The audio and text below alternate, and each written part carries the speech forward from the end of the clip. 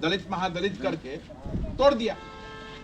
तो रविदास कहता है कि पासवान के हुआ तो हम कहे जाएंगे, पासवान कहता है रविदास के यहाँ कुछ हुआ तो वहाँ क्यों जाएगा, मुसहर क्या होता है तो पासवान रविदास कहता है हम कहे जाए, उसका नेता आएगा, पारसी क्या होता है तो कहता है कि हम लोग कहे जाए। यही चल रहा है पूरे बिहार में, यही चल रहा है। तो ये इस चीज को राजनीतिक फायदे के लिए तोड़ा गया समाज को, इसको समझने का सबको जरूरत है।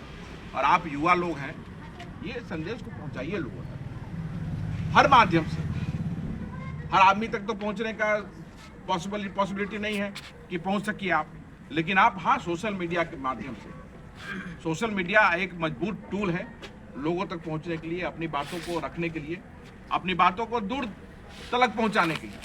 तो अपनी बातों को दूर तलक पहुंचाने के लिए आपको इसका इस्तेमाल करना पड़ेगा और सामाजिक सौहार्द, सामाजिक एकता के लिए काम करने के लिए इसका इस्तेमाल कीजिए और दूर तक संदेश दीजिए। क्योंकि लगातार ये हम लोग सुनते थे पहले, जब छोटे छोटे थे तो सुनते थे कि हमारा शोषण हुआ है, यही ना सुना जाता था पहले कि आप पासवान हैं, दलित हैं, अनुसूचित जाति आते हैं तो शोषण हुआ है। देखे नहीं थे कभी। ये पिछले 10 साल में हमने देख लिया कि किस तरह से सामाजिक होता।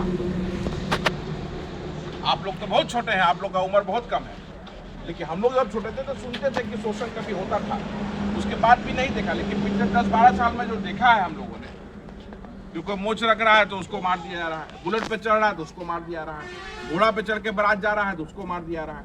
तो अलग अलग तरह का घटना लगातार पूरे देश में हो रहा है। ये रुकेगा कैसे?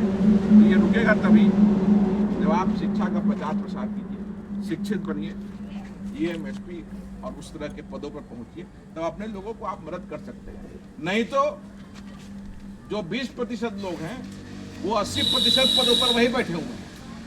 आप लोग नहीं बैठे हैं, हम लोग नहीं बैठे हैं, हमारे लोग नहीं बैठे हैं। और जो बैठे भी हैं वो मदद करने की स्थिति में नहीं रहते हैं कि उन लोगों का कॉकस जाल ऐसा रहता है कि वो मदद चाह के भी नहीं कर पाते।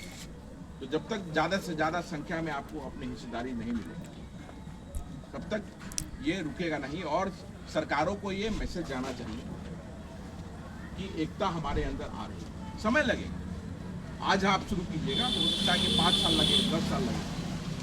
हमारे आने वाला जनरेशन जो है वो तो कम से कम चैन से रहेगा। आप अगर आज लड़िएगा तो, आज अगर आप नहीं लड़िएगा सोच लीजिएगा कि अरे हम क्या करें, हमारे जगह कोई ना कोई आएगा वो करेगा, तो ये लड़ाई कभी भी संभव नहीं।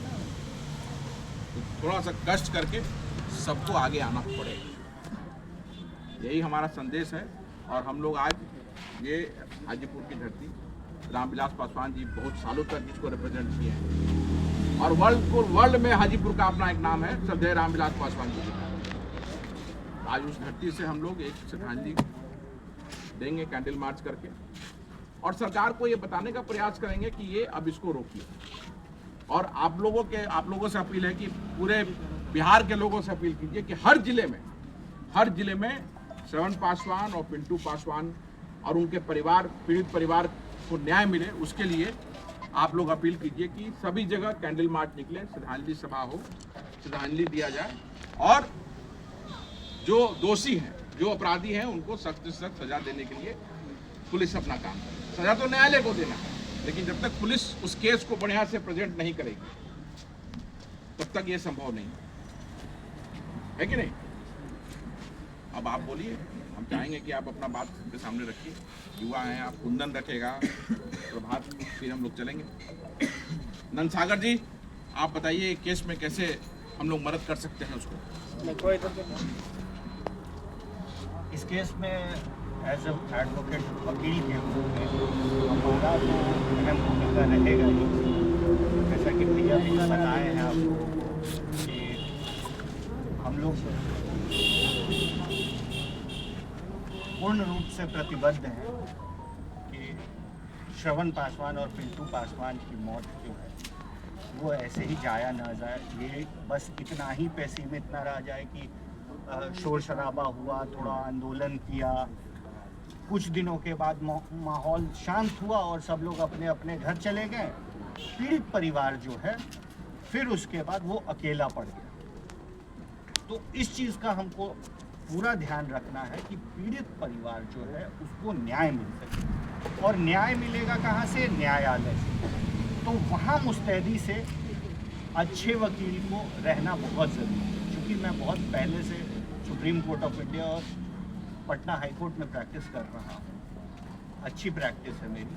तो क्रिमिनल लॉ हो या किसी भी तरह का कानूनी मसला हो, उसको मैं बहुत बारीकी से और अच्छे से समझता हूँ। और हमारी ओर से जो मेहनत होगी, जो मदद होगी, वो पीड़ित परिवार को ये सुनिश्चित करने का होगा कि उनको न्याय कैसे मिलेगा। सबसे पहले जो पहले प्रिलिमिनरी जो उनको मुआवजा मिले, उसके अलावा भी और भी मुआवजा मिले, जैसे कि 4.5 लाख रुपए SC ST कल्याण विभाग के मंत्री ने घोषणा भी कर दी और दे भी दिया।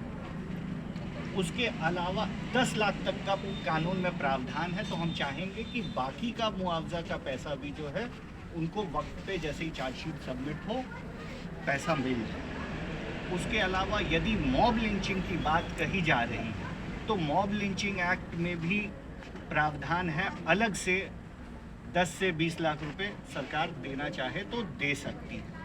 वैसे तो प्रावधान में ही है 10 लाख रुपए देना, लेकिन 20 लाख 25 लाख का भी अगर हम 25 लाख तक का भी डिमांड करते हैं तो एक्ट में प्रावधान है, क्योंकि ये डेथ का केस है। तो जब वो फैमिली आर्थिक रूप से मजबूत होगी तो अपने लिए भी, आगे अपने भविष्य के लिए, बच्चों के लिए कुछ कर सकती है। उसके अलावा ये भी होता है कि SC ST एक्ट में प्रावधान है कि जो मुआवजा मिला है उसके अलावा उनके बच्चों का आश्रित सरकारी नौकरी, दोनों परिवार में एक सरकारी नौकरी सुनिश्चित की जाए।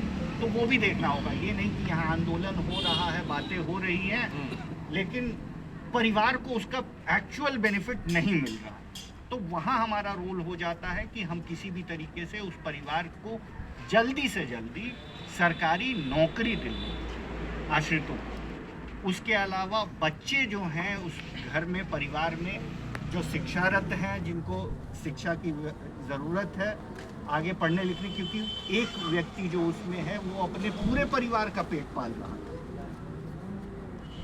तो उनके परिवार के शिक्षा, रोजगार और रहने का